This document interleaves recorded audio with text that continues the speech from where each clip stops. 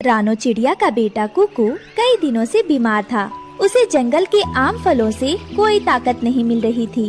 रानो अपनी आँखों में आंसू लिए अपने बेटे को देख रही थी। उठो ना मेरे लाल, देखो सुबह हो गई है, तुम कुछ खाओगे नहीं तो ठीक कैसे होगे?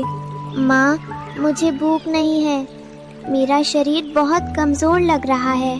घबराओ मत बेटा, मैं अभी उल्लू दादा के पास जाती हूँ, वो जरूर कोई न कोई उपाय बताएंगे। दोस्तों, ये रहे हमारी आज की वीडियो के प्यारे सब्सक्राइबर्स और फॉलोअर्स के नाम। रोहित अरोड़ा, मुस्कान, परवीन, ऋतिक कुमार, सद्दाम खान। जो नहीं चुने गए, चिंता मत करो, अगली बार तुम भी बन सकते हो जंगल के सुपरस्टार। दोस्तों, अगर आप भी चाहते हैं मैं आपका नाम अपनी कहानी में लूं, तो देर किस बात की, जल्दी से कमेंट करके अपना नाम हमें। रानो उड़ते हुए सीधे उल्लू दादा के पास पहुंची। उल्लू दादा जड़ी बूटियों के जानकार थे। उल्लू दादा, आप मेरी मदद कीजिए, मेरा कुकू बहुत कमजोर होता जा रहा है, उस पर किसी दवा का असर नहीं हो रहा।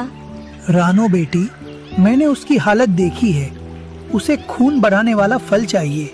शहर के पास खेतों में एक लाल रंग का फल उगता है जिसे स्ट्रॉबेरी कहते हैं। अगर तुम वो उसे खिला सको तो उसमें जान आ सकती है। शहर तो बहुत दूर है दादा, मैं रोज वहाँ से फल कैसे लाऊंगी? मुश्किल तो है बेटी, लेकिन माँ की ममता के लिए कुछ भी असंभव नहीं होता।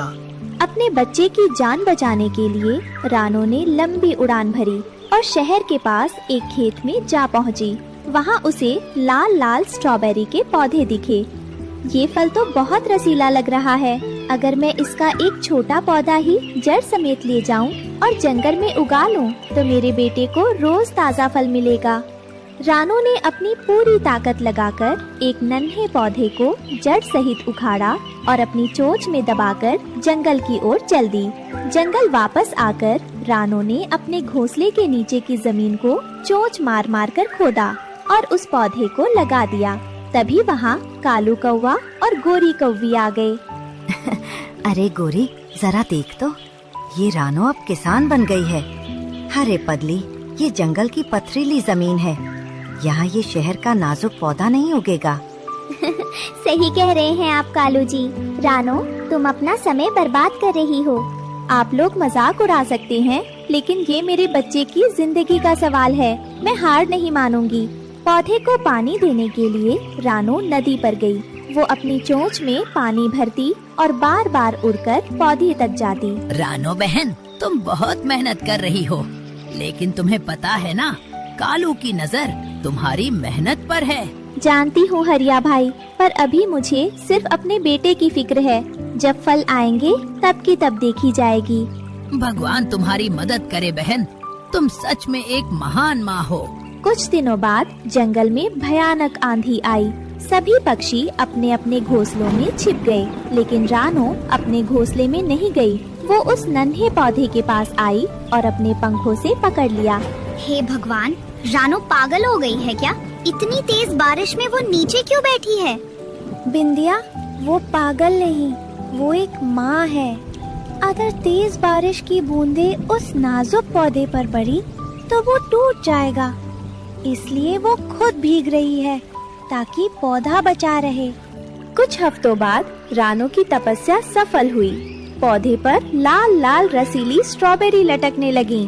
उसकी खुशबू से कालू कौवा और गोरी कौवी वहाँ आ टपके। वाह, क्या खुशबू है। गोरी, देखा तुमने? मैंने कहा था ना, जब फल पक जाएंगे तब हम मजे करेंगे। बिल्कुल कालू जी। रानो तो वैसे भी अकेली है, आज रात हम ये सारे रसीले फल चुरा लेंगे। मुझे इन दोनों की नीयत ठीक नहीं लग रही, मुझे कुछ करना होगा। रानो घबराई हुई उल्लू दादा के पास गई। दादा, फल आ गए हैं, लेकिन कालू और गोरी उसे चुराने की फिराक में हैं। मैं रात भर कैसे जागूंगी? चिंता मत करो रानो, बुद्धि बल से बड़ी होती है। तुम पौधे के चारों तरफ सूखी कांटेदार झाड़ियाँ लगा दो और उन पर जंगल की तीखी लाल मिर्च पीसकर छिड़क दो। चोर को सबक भी मिलेगा और फल भी बचेंगे। शाम होते ही रानो ने उल्लू दादा की बात मानी। उसने असली फलों को पत्तों के नीचे छुपा दिया और ऊपर कुछ ऐसे फल रखे जिनके पास उसने कांटे और मिर्च पाउडर बिछा दिया। हरियाली तोती ये देख रही थी। रानो बहन, क्या इससे कालू कौवा रुकेगा? हरियाली बहन, लालच बुरी बला होती है। वो बिना देखे झपटेगा और अपनी सजा खुद पाएगा। अब आप सब अपने घर जाइए, रात होने वाली है। आधी रात को जब सब सो रहे थे, कालू कौवा और गोरी कौवी दबे पांव पौधे के पास आए। अंधेरे में उन्हें लाल फल चमकते हुए दिखे। गोरी, तुम यहाँ पहरा दो, मैं सबसे बड़ा वाला फल तोड़ता हूँ।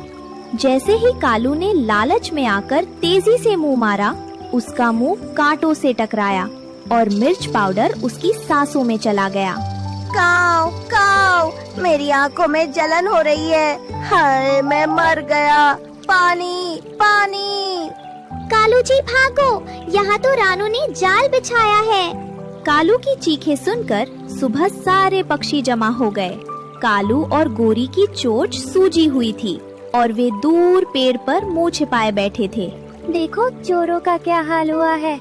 दूसरों की मेहनत चुराने का यही अंजाम होता है। रानो, तुमने अपनी समझदारी से न सिर्फ फल बचाए बल्कि इन दुष्टों को सबक भी सिखा दिया। मैंने ये सब सिर्फ अपने बच्चे के लिए किया। मुझे किसी को चोट पहुंचाने का शौक नहीं है, लेकिन अपनी मेहनत लुटने नहीं दे सकती थी। रानो ने सबसे रसीली और मीठी स्ट्रॉबेरी तोड़ी और अपने बेटे कुक्कू के पास ले गई। लो बेटा, इसे खाओ, इसमें बहुत ताकत है। कुक्कू ने जैसे ही फल खाया, उसके चेहरे पर चमक आ गई। कुछ ही देर में वो अपने पैरों पर खड़ा हो गया। माँ की आंखों से खुशी के आंसू छलक पड़े। तुम ठीक हो गए मेरे लाल, मेरी मेहनत सफल हो गई। जंगल के सभी पक्षी ये देखकर भावुक हो उठे और सब ने मिलकर रानो चिड़िया को एक महान और बुद्धिमान माँ कहकर सम्मान दिया।